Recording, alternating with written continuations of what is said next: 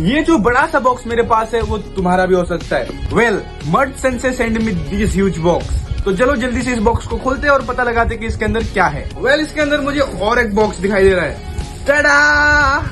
It's a कटाना guys. वो this looks amazing.